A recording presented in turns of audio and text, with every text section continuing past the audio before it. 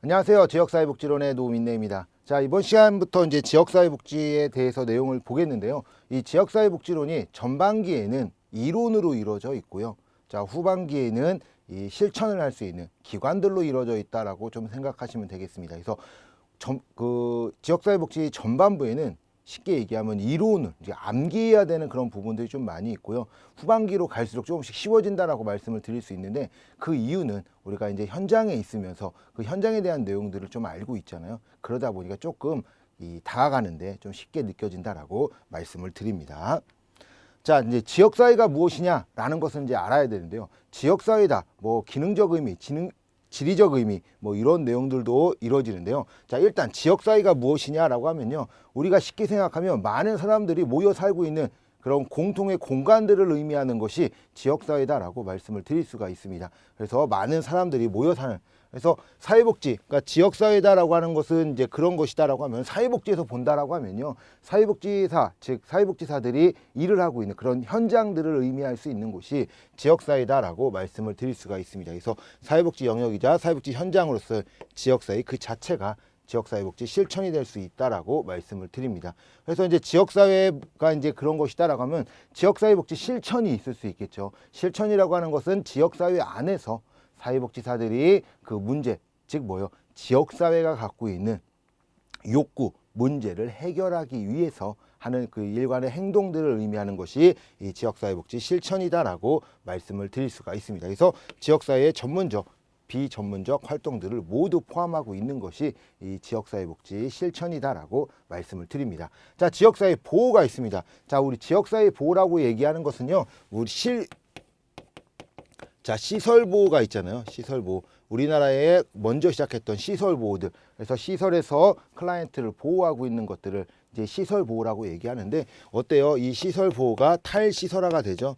탈시설화가 되면서 어때요? 지역사회 보호가 각광받게 되었다. 자, 우리 지역사회 복지가 보호가 있고요. 지역사회 보호가 있고요. 또 우리가 또 이런 비슷한 단어가 또 하나가 있어요. 재가복지가 있어요. 재가복지. 쉽게 얘기하면 지역사회 복지는 이렇게 크다라고 하면요, 그 안에 재가복지가 포함된다라고 생각하시면 되겠습니다. 그래서 기존의 시설 보호를 탈피하고요, 지역사회와 상호 보완해서 서비스를 주려고 하는 것들, 이것이 바로 이 지역사회 보호다라고 말씀을 드릴 수 있습니다. 그래서 클라이언트의 자기결정권이라든지 클라이언트의 개별화라든지 이런 것들을 실천할 수 있는 것이 이 지역사회 보호다라고 말씀을 드리겠습니다. 그래서 환경에서, 그 환경이 중요한 거예요. 그러니까 시설 보호라고 얘기하는 것은 말 그대로 그 시설 안에서 서비스가 들어가는데요, 탈시설화가 되면서 지역사회 보호가 되니까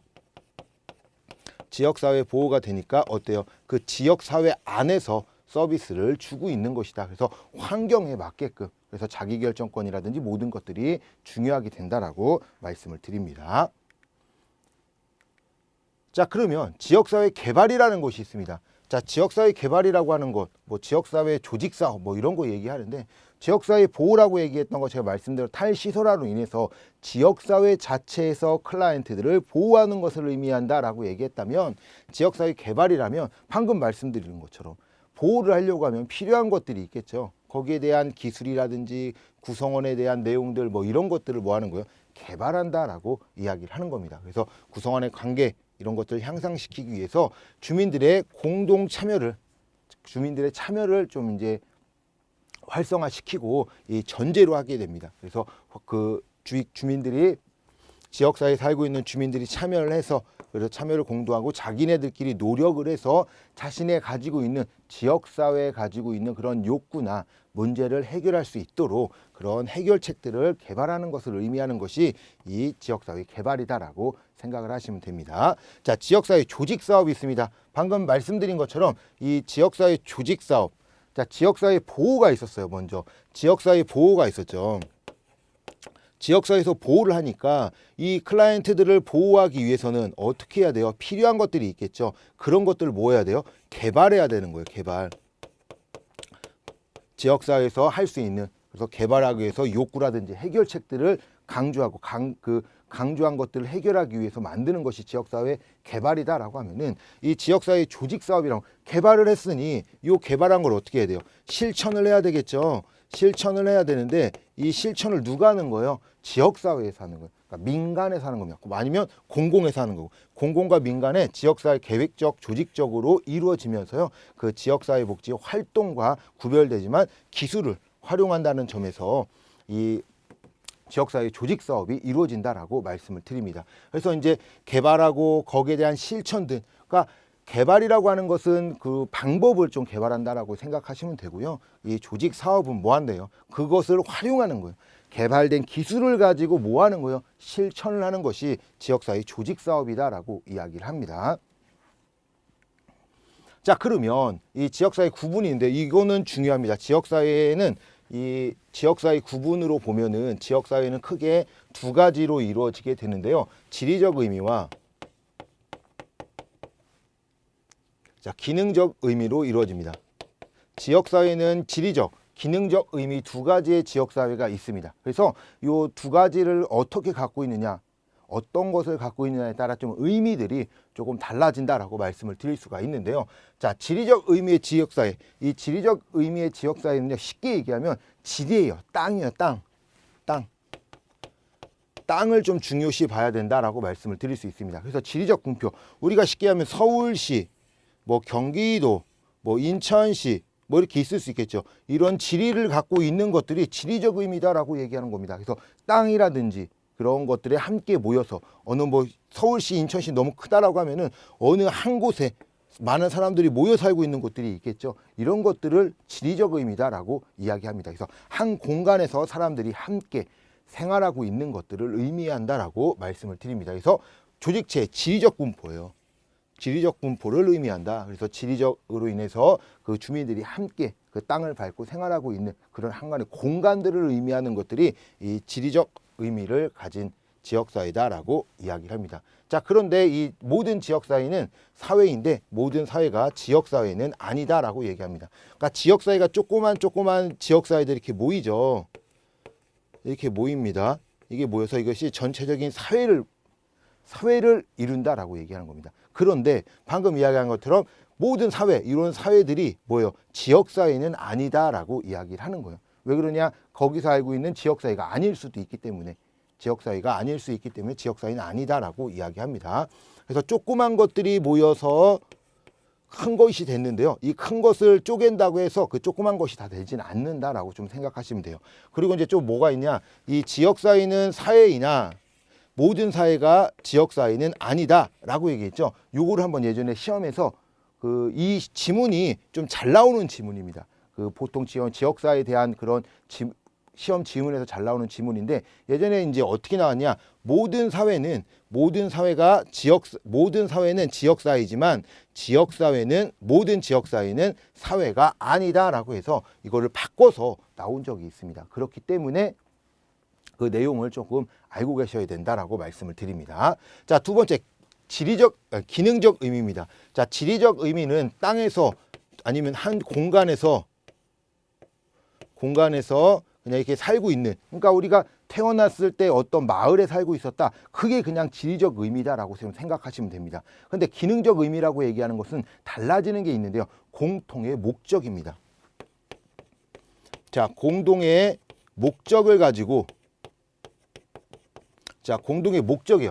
공동의 목적, 관심, 이해관계 이런 것들을 가지고 그것을 이루기 위해서, 그 공동의 목적을 이루기 위해서 모여서 있는 곳들은 기능적 의미다라고 생각을 하시면 됩니다. 자, 방금도 이야기했지만 한 공간이라고 했잖아요. 아무 의미가 없어요. 그래서 우리가 가족이 만들어지고 아니면 마을이 만들어지고 이런 것들이 어떠한 목적을 갖고 있다라기보다는 그냥 사람들이 그냥 살고 있는 그런 공간이었죠. 그런데 이 기능적 의미를 쉽게 하면 직장 같은 것을 좀 보면 돼요. 그래서 그 직장에 모여서 뭐 하는 거예요? 그 목적을 이루려고 하는 거죠. 그래서 이런 생각들을 하고 있는 것들이 기능적 의미다라고 이야기합니다. 자, 왜 그 얘기를 했냐? 한 공간이라고만 생각하면 우리 직장에서도 한 공간에 모여서 일을 하잖아요.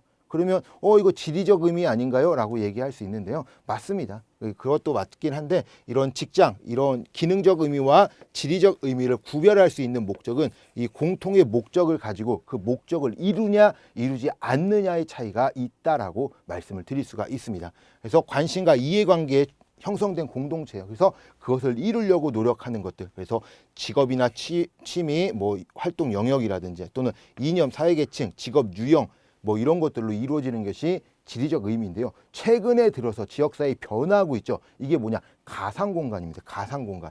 이 가상공간을 형성하고 게임, 인터넷상에서 있는 게임이라든지 인터넷상에 있는 우리가 이제 나타나 있는 마켓도 있잖아요. 이런 것들처럼 가상현실이, 가상공간의 현실들이 좀 더 활발하게 이루어지고 있다라고 말씀을 드릴 수 있습니다. 그래서 지리적 의미와 기능적 의미의 내용을 조금 잘 알고 계셔야 된다라고 말씀을 드립니다. 자, 지역사회 공통요소의 기준이 있는데 이 힐러리가 있습니다. 이 힐러리가 뭐 지금은 조금 뜸해지긴 했습니다. 그러나 이 힐러리에 대한 내용이 시험에 좀 최근 들어 자주 출제됐던 부분이 이 힐러리에 대한 내용인데요. 자, 지리적 의미, 그러니까 지역사회를 이제 세 가지로 구분합니다. 첫 번째, 지리적 영역이요. 같은 공간에 있어야지만 그것을 지역사회라고 하겠다. 두 번째, 사회적 상호작용. 뭐 한 거요? 같이 그 지역사회에 있는 그런 사람들끼리 모여야 된다.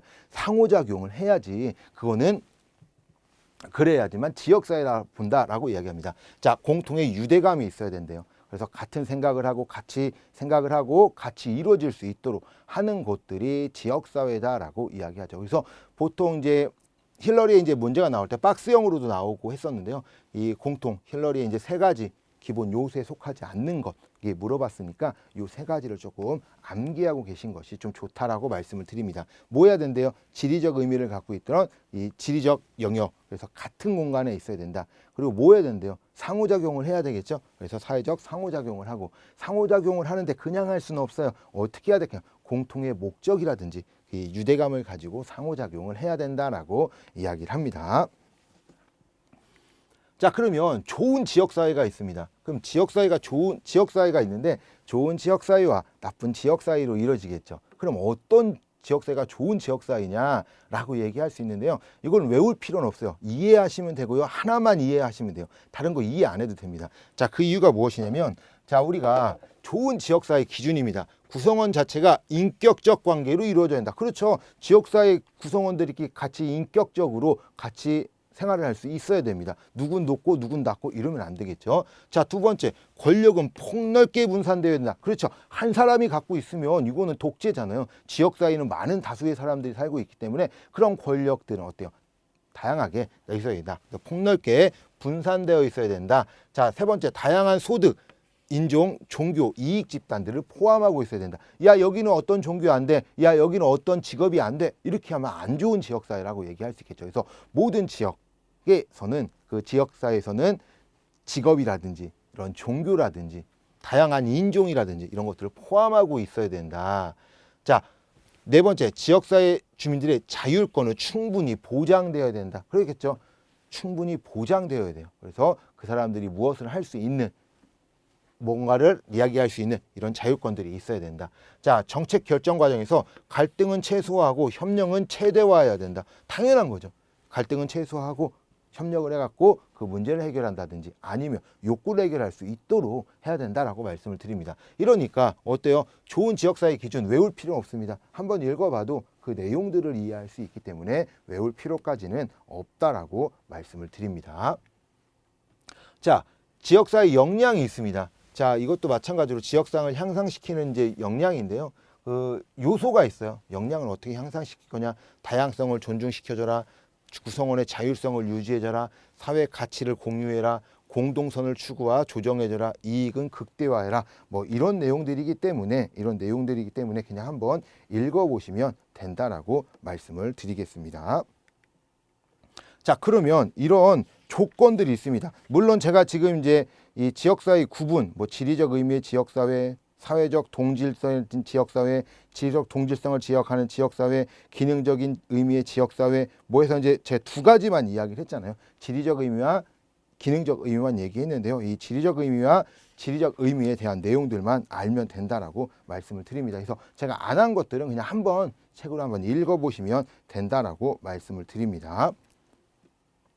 자, 그러면 지역사회 역량을 향상시키는 조건이 있습니다. 자, 지역 주민은 지역사회에 헌신해야 된다. 그렇죠. 지역사회를 이제 발전시킨대요. 그러려고 하면 누구 한 명이 무엇을 하는 것이 아니라 지역 주민 전체가 해야 되겠죠. 그래서 지역사회에 헌신해야 되고요. 다양한 집단들의 자신의 가치와 이익에 대해서는 자각하고 있어야 돼. 아, 우리는 이런 것을 가지고 있고 이렇게 해서 이익을 내고 이런 것들을 알고 있어야 된다라고 이야기하는 겁니다. 자, 구성원 간의 효과적인 의사소통이 필요하다. 그렇죠. 이 의사소통이 잘 안 되면 가장 큰 문제가 될 수 있다라고 말씀을 드립니다. 그 이유가 무엇일까요? 맞잖아요. 우리 아라고 어하고 다르죠. 물론 제가 또 이제 실천 기술론에서 제가 이제 말씀을 드렸는데 어때요? 인지 행동 뭐 이런 것들처럼 잘못 이해하면은 거기에 따라 잘못된 행동이 나와서 문제가 되기 때문에 이 효과적인 의사소통들이 중요하다라고 이야기합니다. 그리고 사회 구성원은 목표를 확인하고 목표 달성을 위한 활동에 참여해야 된다. 자, 지역사회 내에 여러 가지 발생하는 갈등을 처리하는 절차가 있어야 된다. 지역사회에 적절한 수준의 자율성을 유지하면서 외부 사회 관계를 처리할 수 있는 능력을 갖추어야 된다. 자, 이런 것들을 갖고 있어야지만 뭐래요? 지역사회가 좋은 지역사회가 될 수 있다라고 지역사회 역량을 향상시킬 수 있다. 그래서 이런 역량을 향상시켜야지만 지역사회가 좋은 지역사회가 될 수 있다라고 말씀을 드립니다. 뭐 외울 건 없습니다. 외우지는 않으셔도 되고요. 그냥 한번 읽어보시면 그 내용들을 볼 수 있다. 그러나 제가 지금까지 이야기했던 것 중에 하나인 이 지리적 의미와 기능적 의미, 또 하나 힐러리에 대한 그런 내용들은 조금 암기를 하고 계셔서 그 내용들은 구분할 수 있어야 된다라고 말씀을 드립니다. 그러나 다른 내용들은 어때요? 우리가 읽어봤을 때 이거 당연한 건데 라는 생각을 할 수가 있겠죠. 그래서 그렇게 이제 이해를 하시면 된다라고 말씀을 드립니다.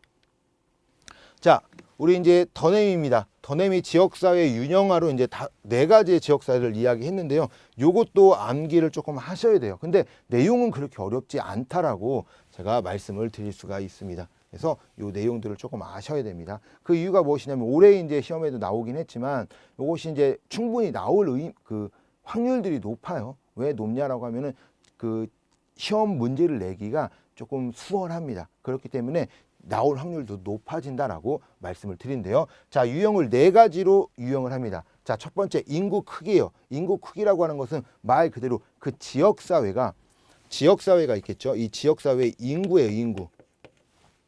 지역사회의 인구를 이제 얘기를 하는데 우리가 인구가 많은 나라를 많은 지역을 대도시라고 하죠. 대도시. 그다음에 중도시, 뭐 아니면 중소도시. 도시라고 얘기하는 것은 큰 대도시, 소도시, 뭐 중소도시라고 얘기하는 것처럼 인구의 크기, 많냐 적냐로 지역사회를 구분한다라고 말씀을 드립니다. 자, 두 번째가 특성이에요. 특성. 자, 특성이라고 얘기하는 것은 그 인구의 특성을 의미하는 겁니다. 그래서 인구가 어떤 특성들을 가지고 있냐라고 이야기하는데요. 우리가 쉽게 생각하면 인천에 가면 차이나타운이 있습니다. 차이나타운. 그리고 뭐 땅끝 마을 쪽에 가면은 뭐 독일인 마을이 있다라고 얘기를 하는데 이런 것들처럼 그런 사람들의 특성들을 모아서 마을을 지역사회를 형성하고 있는 것들을 의미하는 것이 지역사회의 특성이다라고 이야기합니다. 그래서 대다수의 경제적 또는 인종적 특성에 따라 지역사회를 구분하는 것이 그리고 또 뭐가 있을까요? 우리가 뭐 저쪽 경상도 쪽으로 가면은 우리 이제 배를 만드는 곳, 뭐 이런 것들처럼 경제적, 인종적 특성에 따라 지역사회를 구분하는 것이 특성이다라고 이야기합니다. 그래서 쉽게 생각하면은 차이나타운을 좀 생각하시면 된다라고 말씀을 드립니다. 자, 세 번째가 정부의 행정입니다. 자, 행정구역으로 이제 이야기를 하는데요. 우리 행정구역은 특별시가 있고요. 그래서 광역시가 있고요. 뭐 시도, 자, 시, 군, 구가 있고요. 자, 면, 동이 있습니다. 자, 이런 것들처럼 행정상의 구분을 해놓은 거예요. 자, 이거랑 좀 조심해야 되는 게 뭐냐? 자, 인구랑 좀 조심하셔야 돼요. 인구랑 행정구역이랑. 왜 그러냐면 인구가 많으면 대도시를 광역시라고 할 수도 있지 않냐, 뭐 이렇게 생각할 수 있는데 그렇게 이제 구분한 건 아니고요. 인구라고 얘기하는 건 인구의 수를 의미한 거예요. 그래서 인구 수가 많으면 대도시, 적으면 소도시, 뭐 이제 이렇게 구분한 거고요. 행정구역이라는 것도 마찬가지긴 하죠. 수에 따라 이제 행정구역을 나눠놓긴 했지만 단순히 인구는 수를 의미한다라고 얘기하면요. 행정구역은 수로 인해서 차등을 둔 거예요. 이 차등을 둔 이 뒤에 것들이 행정구역에 포함된다라고 얘기하는 거죠. 자, 서울특별시고요. 인천광역시, 경기도죠. 그 다음에 뭐 성남시, 경기도 성남시 뭐 이렇게 나올 수 있는 것처럼 무슨 동 이렇게 들어갈 수 있는 거잖아요. 이런 것들은 뭐예요? 인구의 수긴 하지만 인구의 수에 따라 행정구역으로 구분한 것이다라고 말씀을 드릴 수가 있습니다. 그래서 필요에 따라 지역 사이를 구분한 것이에요. 자, 그래서 인구의 크기를 중심으로 구분합니다. 근데 어때요? 반드시 크기에 비례하는 건 아니다라고 하는데 또 왜 이제 이렇게 또 얘기할 수 있어요. 예를 들어서 시라고 하는 것, 여기에 있는 시군구 있잖아요. 이 시의 기준은 10만입니다. 자, 10만이고 우리 광역시는 100만이죠. 자, 100만인데 어떨까요? 우리 시가 10만이었다가 다시 군에서 시로 이제 승격을 했어요. 그런데 시가 10만이 떨어졌어요. 그러면 다시 군으로 떨어질까? 그렇지는 않아요. 그러니까 10만이 안 됐는데도 불구하고 시가 될 수도 있는 것들이 이제 이런 의미다라고 생각을 하시면 됩니다. 그래서 특별시, 광역시도 뭐 시군구, 읍면동으로 구별하는 게 행정구역이다라고 이야기를 합니다. 자, 마지막으로 경제적이에요. 경제적 기반. 그래서 경제로 의미를 하는데요. 우리가 이제 경제를 볼 때는 우리가 뭐가 있냐라고 하면은 뭐 산촌도 있고요. 자, 농촌도 있고요. 뭐 이런 것들이죠. 이런 것들을 의미하는 것이 이 경제적 기반이다라고 말씀을 드립니다. 그래서 우리가 뭐예요? 쉽게 하면 경제적 기반이라고 얘기하는 건 쉽게 생각하면 뭐냐? 우리가 쉽게 생각하면 직업이에요, 직업. 어떤 직업을 갖고 그 안에서 살 수 있냐?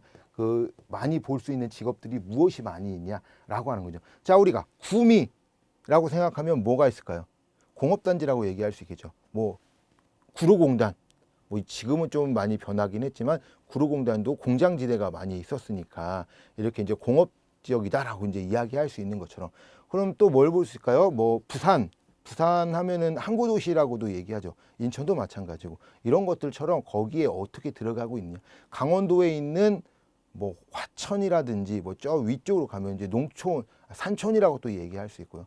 뭐 평야가 있는 데는 농촌, 뭐 이렇게 얘기하는 것처럼 그 지역에 따라 그 흔히 문화적 특성이라든지 그 경제적 특성으로 이제 이루어지는 것을 의미하는 것이 경제에 대한 내용이다. 그래서 더냄은 인구, 그다음에 인구의 특성, 행정구역, 경제적 기반으로 인해서 이 네 가지를 구분해 놓고 무엇이 맞냐라고 이야기를 했습니다. 그렇기 때문에 시험 문제에 좀 출제되기 쉽다라고 말씀을 드릴 수 있습니다. 그래서 출제하는 그런 사람 입장에서는, 출제자 입장에서는 문제가 충분히 나올 내용들이기 때문에요. 이 내용들을 좀 잘 알고 계셔야 된다라고 말씀을 드립니다. 저 같으면 박스형으로 되겠죠. 박스형으로 해서 아니면 이 네 가지 외에 또 다른 거 하나 집어넣어서 충분히 만들 수 있다라고 말씀을 드립니다.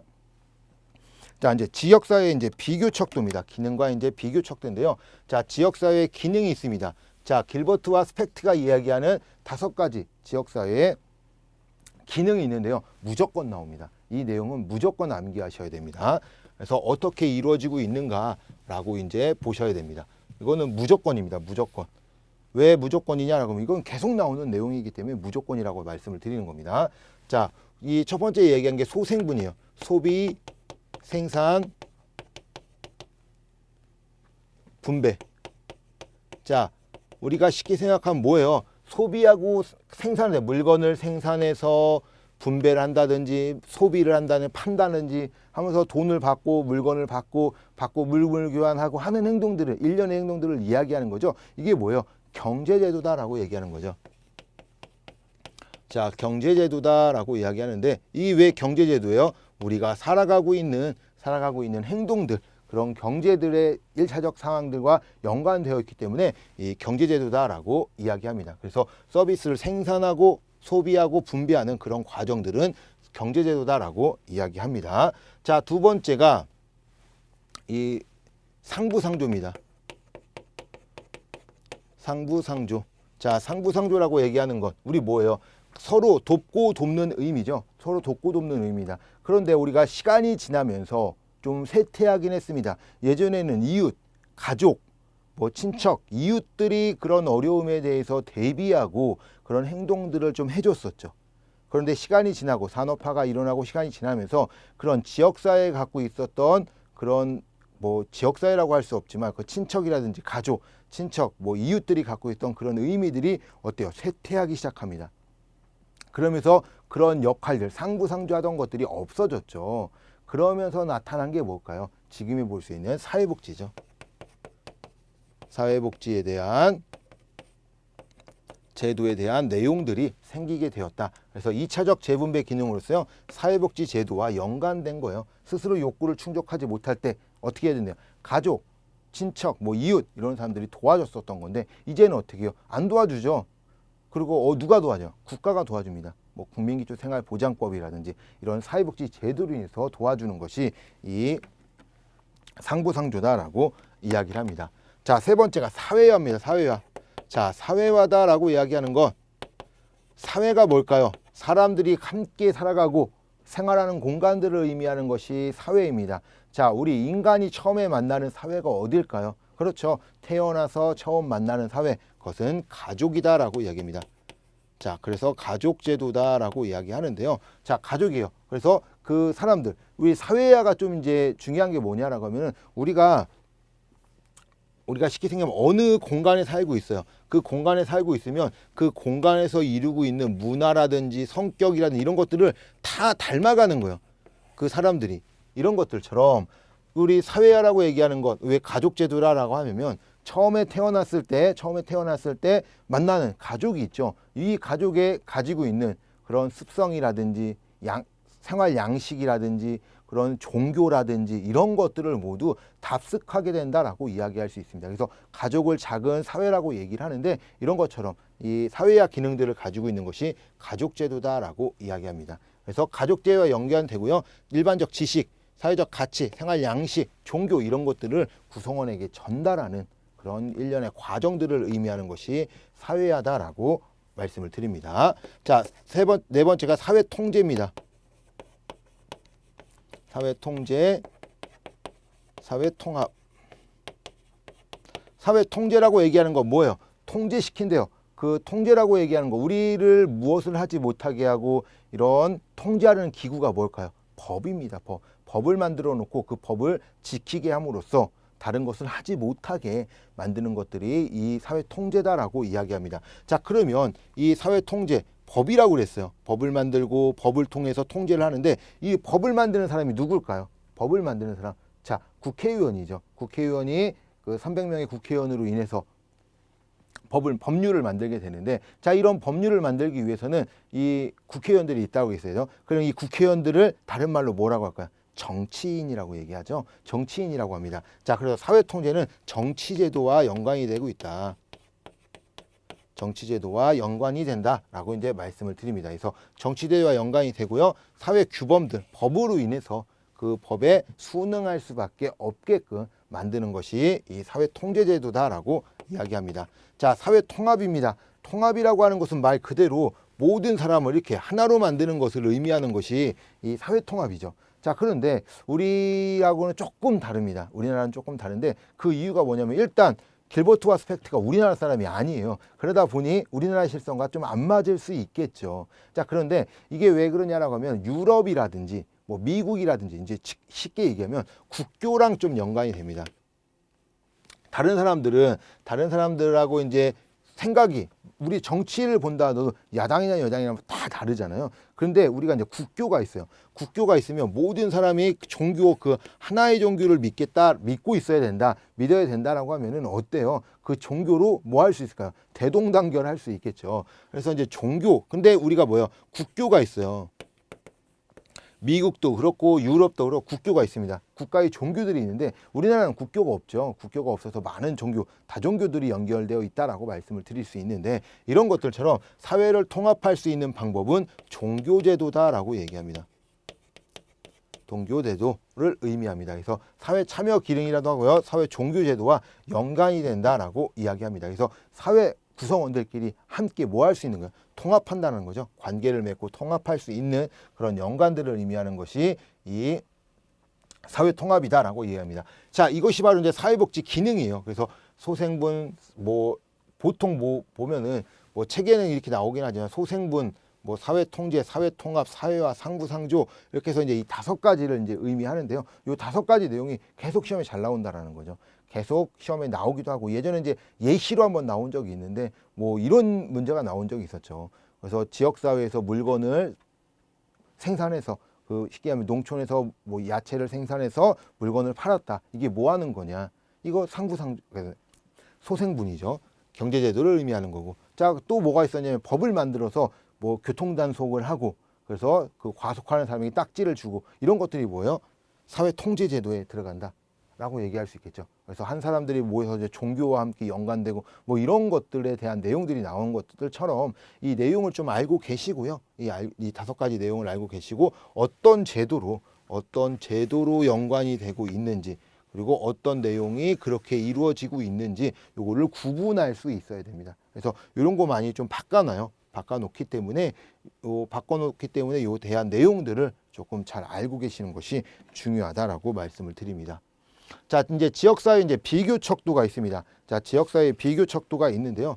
이 지역사회 비교 척도도 이제 시험에 뭐 자주 출제되고 있는 내용은 아닙니다. 그래서 한번 나온 적이 있긴 한데 이 지역사회 비교 척도 말 그대로요. 지역사회가 있어요. 다양한 지역사회들이 있겠죠. 우리가 이제 본다고 하면 다양한 지역사회가 있습니다. 이 지역사회도 있고 이 지역사회도 있고 이 지역사회도 있고 이 지역사회도 있어요. 그러면 이렇게 비교를 할 수 있겠죠. 얘네들이 이렇게. 그래서 어디가 좋은지 어디가 나쁜지 이런 것들을 비교가 할 수 있어요. 근데 이 비교할 때는 이 4가지 척도를 가지고 있다라고 얘기하는 겁니다. 자, 첫 번째 지역적 자치성입니다. 지역적 자치성. 쉽게 얘기하면 그 지역, 이 A라는 지역 안에서 모든 것을 다 해결할 수 있느냐라고 이야기하는 거죠. 그래서 수행할 때 타 지역에 의존하는가를 의미하는 거. 그러니까 뭐예요? A 지역은 다른 지역에 의존하지 않고 나 혼자 자립을 할 수 있는 그 자립 자치성이 높다라고 얘기한다고 하면 이 지역사회는 좋은 지역사회다라고 이야기할 수 있겠죠. 자, 두 번째 서비스 영역의 일치성이에요. 자, 서비스를 하나를 받을 수 있는 게 아니라 어때요? 여러 가지 서비스를 받을 수 있어야 된다라는 거죠. 자, 예를 들면은 우리가 대학병원을 가는 이유가 뭘까요? 뭐 대학병원 가는 뭐 보통 우리 집 앞에 있는 병원들 많이 가지만 대학병원 가면 좋은 점이 있습니다. 그 안에서 뭐예요? 모든 검사가 다 된다라는 거죠. 안과부터 시작해서 뭐 MRI도 마찬가지고 뭐 다 할 수 있죠. 근데 뭐 앞에 있는 정형외과를 가면은 어떤 문제가 다리가 좀 심각한데요. 이거 어디 병원 가서 MRI 찍어서 MRI 필름 좀 갖고 와라 라고 이제 이야기도 합니다. 그럼 다른 데도 가야 돼요. 근데 그렇게 하지 않아도 되는 거죠. 즉 말 그대로 서비스 영역의 일치성은 그 지역 안에서 요 A라는 지역 안에서 모든 서비스 내가 필요한 서비스를 모두 받을 수 있는가라는 것을 보려고 하는 것이 서비스 영역의 일치성이다라고 말씀을 드립니다. 자, 지역 주민의 심리적 동일시가 있어요. 자, 지역 주민의 심리적 동일시다라고 얘기하는 건 심리적으로 동일하다라는 거죠. 같은 생각을 하는 거예요. 얼마나 지역 사회를 함께 생각하고 중요하게 생각하고 있는가를 의미하는 것이 이 지역사회에 대한 주민들의 심리적 동일시다. 즉 뭐예요? 어느 정도 소속감을 가지고 있는가. 지역사회에 문제가 있고 지역사회에 무엇이 있다라고 하면 그 지역사회를 뭐 하려고 하는 거예요? 의 문제를 해결하기 위해서 참여하고 이런 것들 지역사회의 소속감을 의미하는 것이 심리적 동일시다라고 이야기하고요. 자, 수평적 유형입니다. 자, 수평적 유형이라고 하는 것은 지역사회 안에는 여러 가지의 체계들로 이제 이루어져 있다라고 말씀을 드립니다.